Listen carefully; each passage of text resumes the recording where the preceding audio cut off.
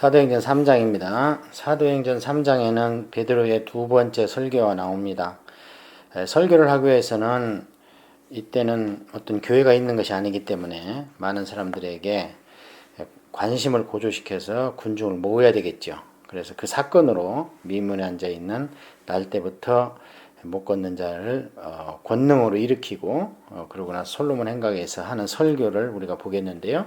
이 모든 과정이 무슨 얘기냐면 예루살렘 교회가 형성되어 가는 과정입니다.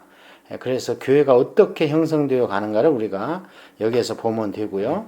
4장에 가서도 마찬가지입니다. 4장에 가서도 이제 형성되어 가니까 교회는 핍박을 받습니다. 그래서 베드로와 요한이 드디어 1차로 투옥되는 사건이 있습니다. 또 5장에 가서는 교회가 그렇게 왕성하고 백성들로 칭송을 받지만 내부적으로 아나니와 삽비라 같은 그렇게 명목상 그리스도인이 또 존재한다. 이렇게 하면서 예수님이 말씀하신 예루살렘 교회가 세워가는 첫 단계가 되겠습니다. 이미 성령은 임하셨고 2장에서 예수님께서 말씀하셨을 때에 성령이 임하고 그 다음에 예루살렘 교회가 서고 그 다음에 사마리아, 유다 이렇게 전부 교회가 퍼져나갈 것이다. 이렇게 말씀을 하셨는데요. 사도행전을 그런 순서에 의해서 누가가 기록을 했지요. 제9시 기도 시간에 베드로와 요한이 성전에 올라갈새 제9시는 성경에서 플러스 6을 하라 했습니다. 그러면 어떻게 됩니까? 오후 3시입니다. 오후 3시에 오후 기도 시간. 이들로 이제 유대인들은 이게 저녁 기도 시간이죠. 6시면은 이제 하루가 다시 마감이 되니까. 베드로와 요한이 성전에 올라갔다 그랬습니다. 올라갈새가 이게 이제 원어적으로 보면은요 습관적인 그런 단어를 썼습니다. 올라갈 6시만 되면 이제 3시만 되면 기도하러 올라가곤 했습니다. 그랬는데 여기에 보면 성전으로 올라갑니다.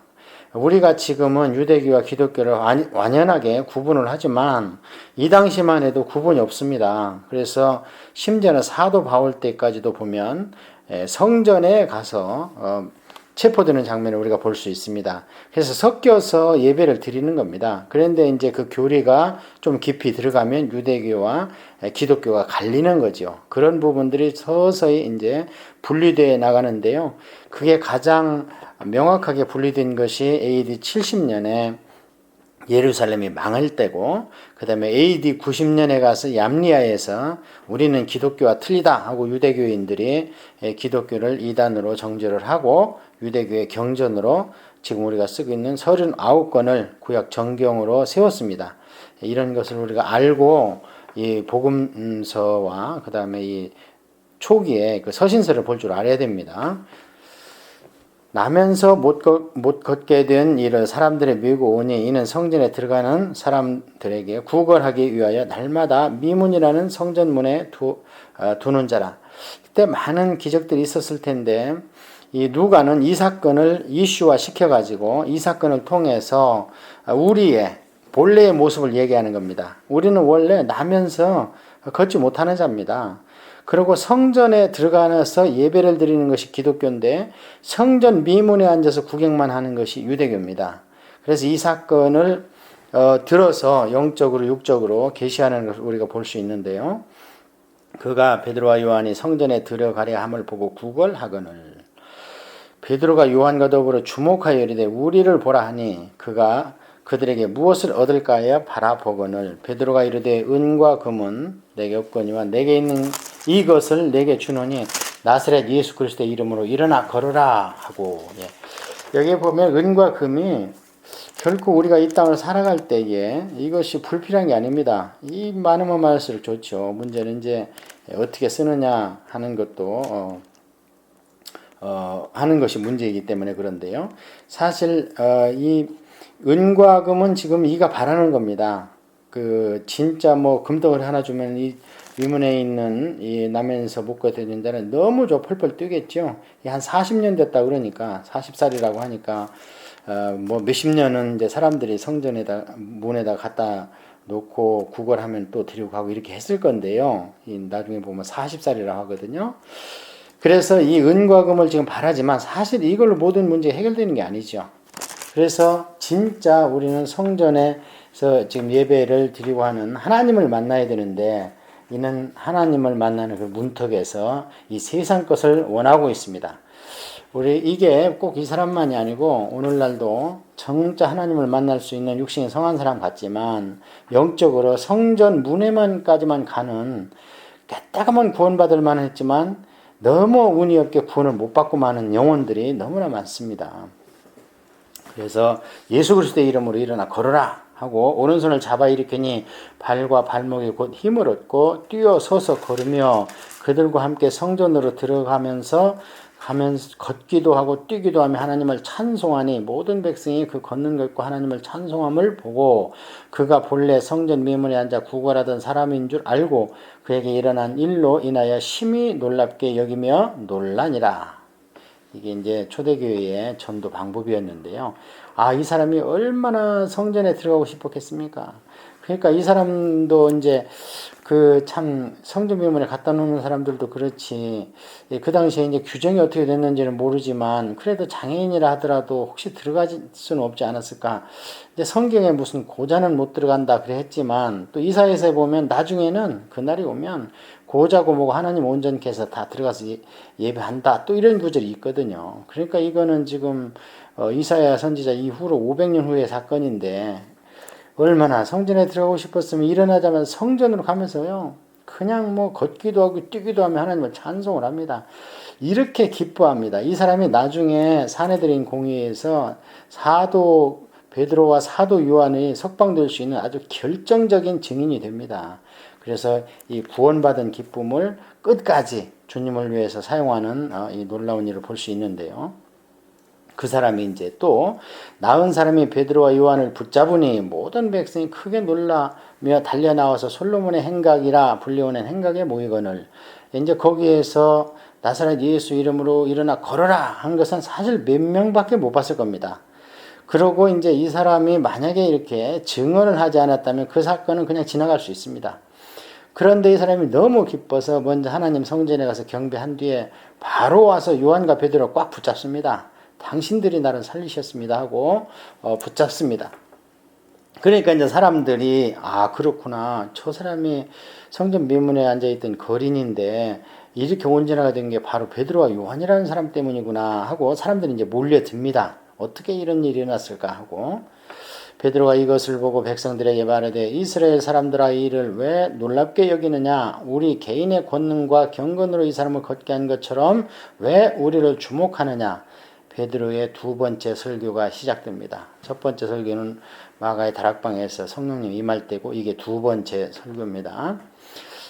그러니까 아브라함과 이삭과 야곱의 하나님 곧 우리 조상의 하나님이 그의 종 예수님을 영화롭게 하셨느니라. 너희가 그를 넘겨주고 빌라도가 놓아주기로 결의한 것을 너희가 그 앞에서 거부하였으니 너희가 거룩하고 의로운 일을 거부하고 도리어 살인한 사람을 놓아주기를 구하여 생명의 주를 주겠도다. 그러나 하나님의 죽은 자 가운데서 그를 살리셨으니 우리가 이 일의 증인이라.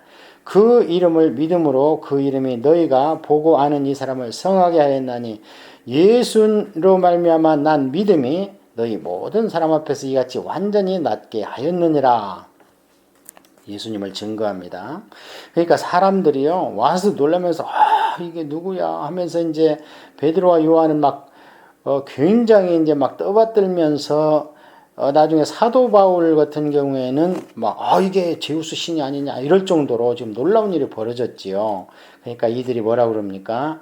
이것은 우리의 개인의 권능과 경건이 아니다 하면서 15절에 보면 누가 살리냐면은 예수로 말미암아 난 믿음이 이 사람을 완전히 낫게 했다. 이게 두 가지를 우리가 대조해서 봐야 됩니다. 이 사건에 대해서 첫째는 목사나 전도사나 어떤 개인의 권능과 경건으로 주목을 받느냐 또는 종의 이름은 낮추고 예수 그리스도 난 믿음을 증거하느냐 딱 대조됩니다. 그래서 우리가 오늘날 소위 말하는 큰 교회 목회자들이라든지 불의 종이다 했으면서 개인을 내세우는 사람들은 이것을 좀 경계해야 되지 않겠는가 그렇게 생각을 합니다.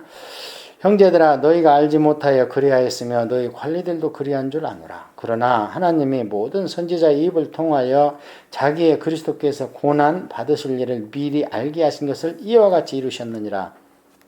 구약을 우리가 잘 알아야 되겠죠.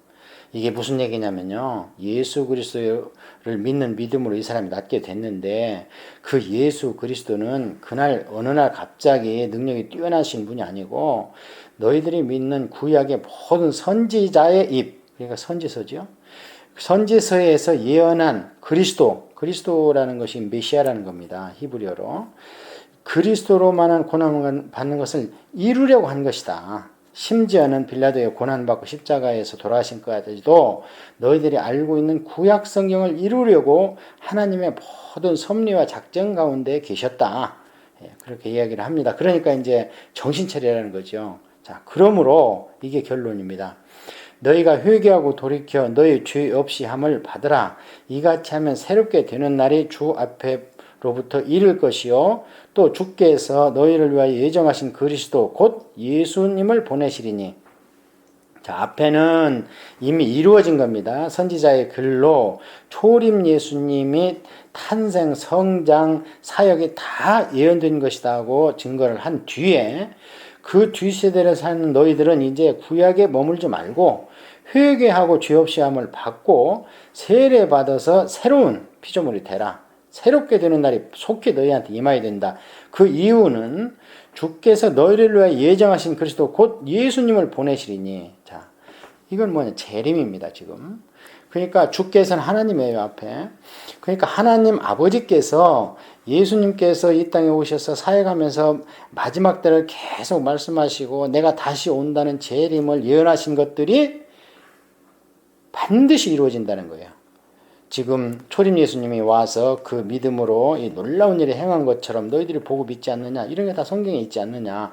마찬가지로 그분이 바로 메시아라면 그분이 한 예언도 곧 이루어지되 무엇으로 이루어지느냐? 재림으로 이루어질 것이니까 지금부터 바로 기독교인이 돼서 새롭게 돼서 기독교인으로 돌아오도록 하라. 이렇게 설교를 했습니다. 하나님이 영원전부터 거룩한 선지자들의 입을 통하여 말씀하신 바 만물을 회복하실 때까지는 하늘이 마땅히 그를 받아두리라. 이게 예수님의 현재 모습이죠. 초림과 재림 사이 그 중간기에 이런 일이 있는데 어떤 일이 있느냐. 하나님께서 예수님을 우편에 계시게 하시면서 언젠가는 말씀하신 것처럼 만물을 회복한다. 이게 이제 새 예루살렘 또 그 전에 있는 천년 왕국을 이야기하는 건데요. 이 회복이라는 단어는요, 원어적인 의미는 잃어버렸던 기초부터 다시 시작한다는 겁니다. 그래서 잃어버린 모든 그 에덴 동산의 죄로 말미암아 물들었던 것이 다시 회복하되 1단계는 천년 왕국이요, 2단계는 새 예루살렘으로 회복한다. 그때까지 이제 주님께서 마땅히 하나님 우편에 앉아 계시면서 하나님의 심판권을 전권 위임 받으셨다. 모세가 말하되 주 하나님이 너희를 위하여 너희 형제 가운데서 나 같은 선지자 하나를 세울 것이니 너희가 무엇이든지 그의 모든 말을 들을 것이니라. 누구든지 그 선지자의 말을 듣지 아니하는 자는 백성 중에서 멸망받으리라 하였고. 자, 그러니까 무슨 얘기냐면 이제 모세가 말하되 하면 모세오경을 딱 떠올려야 됩니다. 그럼 모세오경 어디에 이런 말이 있는가? 선지자장이 신명기 18장이죠. 신명기 18장 중간 이후에 가면은 나 같은 선지자 하나 세울 텐데 너희는 그의 말을 들어라. 그렇지 않으면 너희들은 멸망받는다는 얘기가 분명히 기록이 되어 있거든요. 근데 그때 나 같은 선지자 하나를 세운다는 것이 누구냐면 여호수아입니다. 그 여호수아가 다른 말로 얘기하면 예수입니다. 그래서 호세아 여호수아는 이게 히브리어고 예수는 이게 예수와 그래서 헬라어가 된 겁니다. 그래서 하나님의 계시는 이중성이요 중복성이라는 겁니다. 하나님의 구속사는 그래서 도는 겁니다. 계속 그 원리는 시대에 따라서 적용과 계시가 방법이 조금 달라질 뿐이지 하나님은 처음부터 완전하신 원리를 가지고 인생들을 상대하고 계십니다. 그래서 구약에는 여호수아를 거스르면 가나안 땅에 못 들어갔습니다. 요단강을 건너갈 수가 없었습니다. 신약에는 예수 그리스도를 말씀을 듣지 아니하면, 다시 얘기하면 사복음서에 주님이 부탁하신 새 계명들을 믿지 않고 행하려고 노력하지 않는다면 영적 가나안인 천국에 갈 수 없다는 겁니다. 자, 또한 사무엘 때부터 이어 말한 모든 선지자도 이때를 가리켜 말하였느니라. 너희는 선지자들의 자손이요 또 하나님이 너희 조상과 더불어 세우신 언약의 자손이라.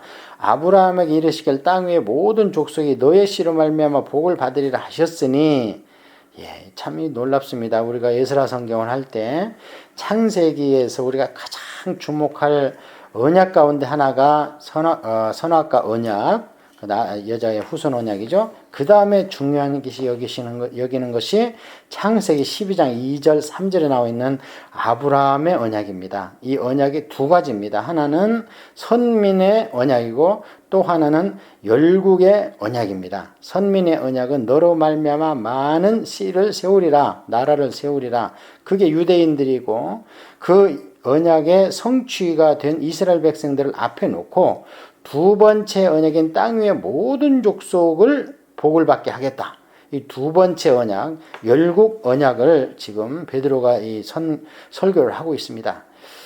세상에 2000년 전에 베드로 사도께서 창세기 12장을 가지고 이처럼 그 중요한 두 번째 설교를 했고, 또 그것을 누가가 기억하여 기록할 정도로 했는데, 오늘날 아브라함의 언약의 그 두 가지를 확실하게 아는 성도가 몇이나 되는지 참 저는 걱정이 됩니다. 성경을 확실하게 알아야 되고, 그 다음에 우리가 출애굽기 19장에 나와 있는 나는 너희들이 무슨 이쁘거나 너희들을 구원하기 위해서 선택한 게 아니고, 너희들은 작은 민족이지만 땅 위에 있는 모든 열국의 제사장 나라로 세움기 위해서 너희들을 선택했다. 이것이 모세오경을 관통하는 언약입니다. 그러니까 여자의 후손 언약, 창세기 12장의 아브라함의 언약, 출애굽기 19장 5절에 제사장 나라의 언약, 이것이 알아야 구약을 공부할 때 이게 다른 나라의 역사가 아니고 바로 우리 영적 조상들의 역사구나 하면서 거기에서 구속의 원리를 우리가 깨달을 수가 있는 겁니다. 지금 베드로가 똑같은 맥락으로 설교를 하고 있는 겁니다. 그러니까 이제는 너희들의 시대가 아니고 이제 땅 위의 모든 족속을 구원하고자 하는 하나님의 또 다른 구속사의 세대가 시작되었다. 하나님의 그 종을 세워 복 주시려고 너희에게 먼저 보내사 너희로 하여금 돌이켜 각각 그 악함을 버리게 하셨느니라. 이렇게 해서 사도행전 3장에서 베드로가 예루살렘 교회를 향하여 한 두 번째 주옥과 같은 설교를 통해서 우리가 구약을 알아야 되는 것이 얼마나 중요한가를 배웠습니다.